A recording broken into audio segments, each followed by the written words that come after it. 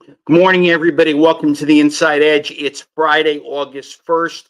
40 years ago, I was working for Chuck Hardwick, the minority leader of the New Jersey State Assembly. Chuck wanted to be the speaker, and one of my jobs was to work on candidate recruitment.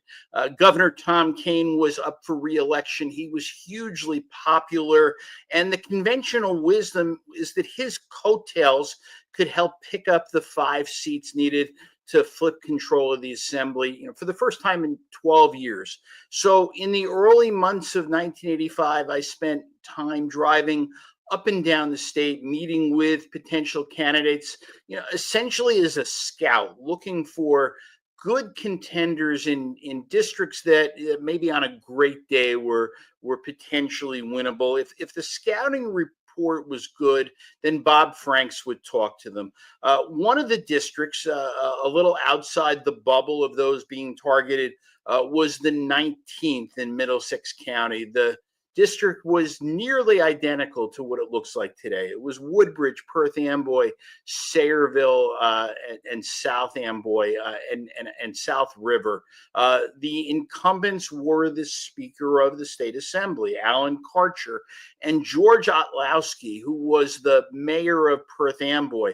Karcher was a brilliant, fiery liberal who deeply believed in big government, and was a thorn in Kane's side.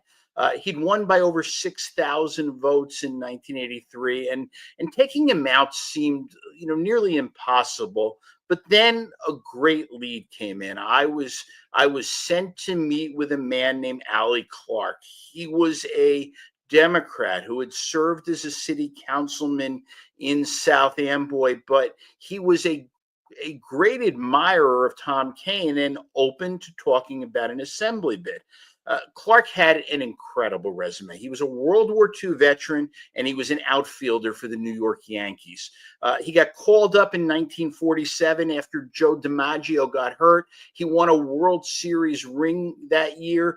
Just before Christmas, he was traded to the Indians. He got to play in the outfield with another legendary New Jerseyan named Larry Doby. And Allie Clark won a ring in 1948 with the Indians. His career ended in 53. He played for the Athletics, the White Sox. And in those days, players had to go get a job after their career was over. And when I met him, he just retired after 30 years as a member of the Iron Workers Union. So in the winter of 85, I sat with Allie Clark one evening in his living room in South Amboy, and we spent about 2 hours talking politics and baseball. I tried to sell him on the race, but promised to spend all sorts of money that I wasn't authorized to offer. But I knew it was over when his wife, Frances, weighed in. So I left his home with an autographed baseball and a hard no on being an assemblyman. I still treasure that baseball.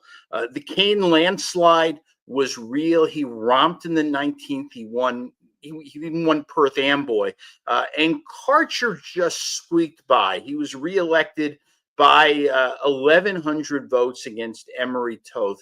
I am convinced that Allie Clark would have flipped that seat. To me, he's the one that got away. That's it for today, everybody. Thanks for listening. I'll be back on Monday.